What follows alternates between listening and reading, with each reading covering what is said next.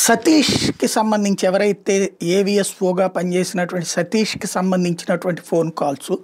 అట్లాగే Ravikumar phone calls ఈ రెండిటిని బేస్ చేసుకొని పరకామణి ఇష్యూలో దర్యాప్తు చేయడానికి సిద్ధపడుతున్నారు. ఒకటి పరకామణి కేసులో అప్పట్లో రవికుమార్ అని విడుదల చేయడం గానీ, లేదా అతనికి సంబంధించి అరెస్ట్ చేయకుండా